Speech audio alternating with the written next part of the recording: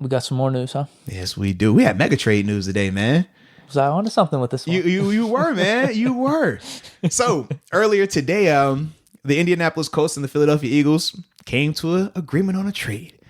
Carson Wentz, the former number 1 overall pick, just signed the mega deal out of North Dakota State, was just traded to the Indianapolis Colts for a, let me get this right, a 20.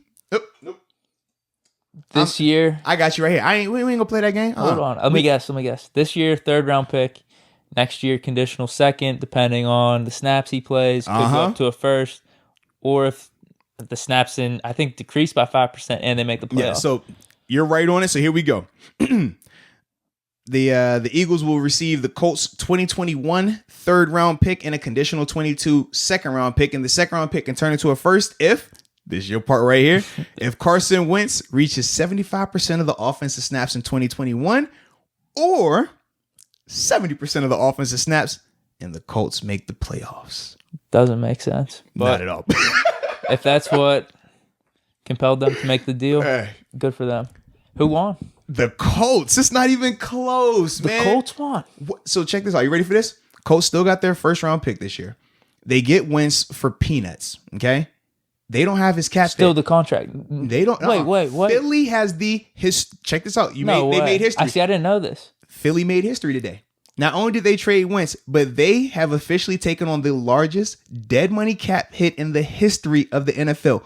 Just for this season. $33.8 million in dead money the Eagles have to bite because they traded Wentz away. Just for this Just season. for this. They'll have to pay him the $30 million the following year. Yeah, so his contract, and I could pull up his numbers for what the Colts will be paying him this year for 2021. Here we go. Wentz to make 25. Essentially nothing. Yeah, but the reason why the reason why the Eagles are on the hook for 33.8, the bonuses. When he signed his deal, they had already paid that money out, similar to what we're dealing with here in Pittsburgh with Big Ben, right? Okay. Even if you cut him, if you trade him, whatever, you still got to have this much hit.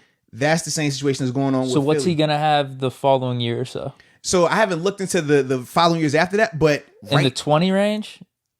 Max at best. Okay. But this is the thing. That's what the Colts would be paying him. Yeah, but this is the thing. So, but with the Colts, though, they can essentially, and I want to say next year, they can cut him and cut bait clean.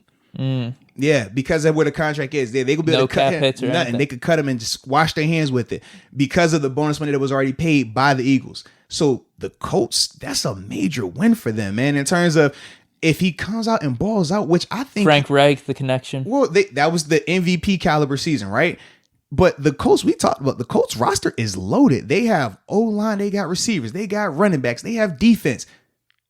Carson Wentz. Now all you gotta do is stay healthy. Well, yeah, because they were talking about Stafford going there. If you could just get a quarterback, if Wentz could just be what he was even last year, not even the MVP type of season, if he could be a top 13, 12 quarterback, then yeah, Colts should be a good team. Colts could be really good. I did not know that about the cap hit. Yes. Because initially I was thinking, wow, the Eagles fleeced them because I thought the Eagles would actually have to almost give up more just to get rid of Wentz because of the cap hit.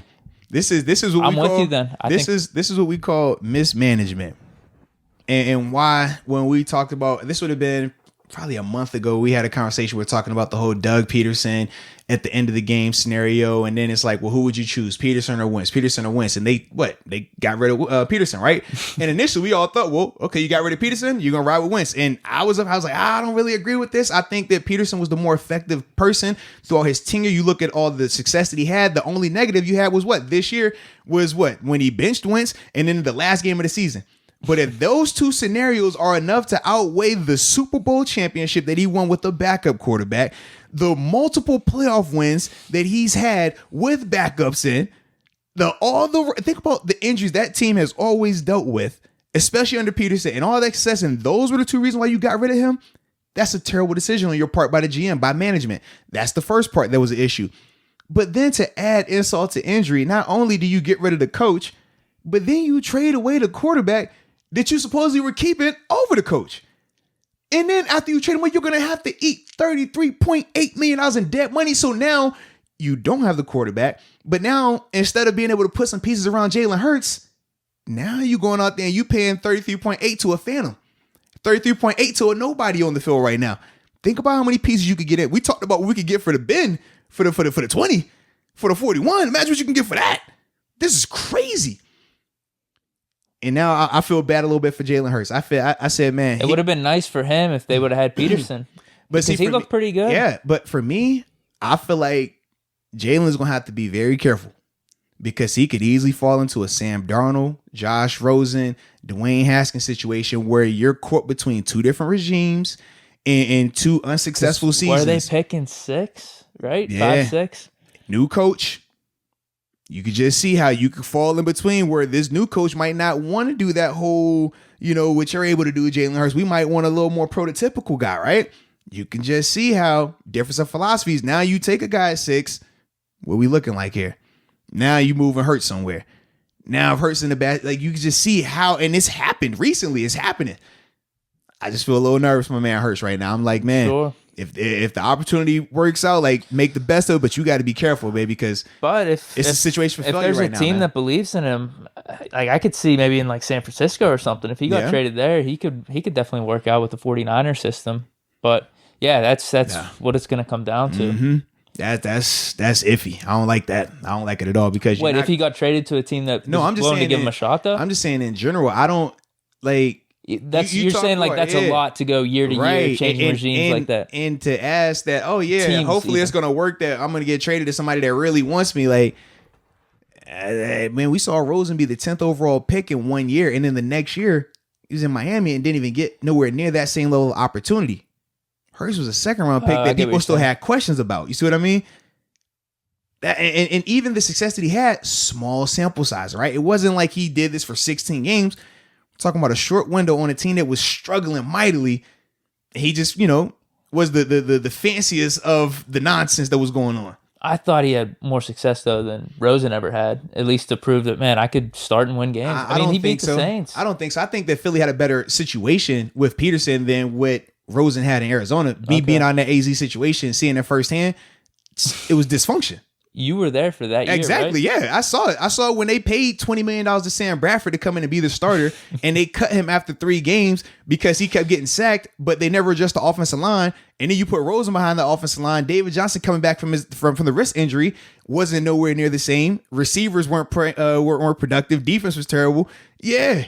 And you talk about, and then not to mention they fired the OC the following week after they fired Sam Bradford. Yeah.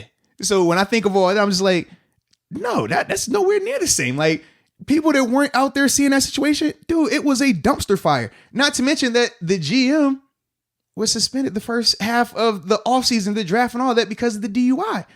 So you talk about how crazy of a scenario that was.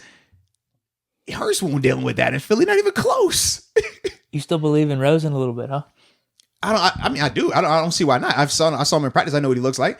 He's got to get an opportunity. And not a bad opportunity. Like at quarterback is different. You got to have pieces around you.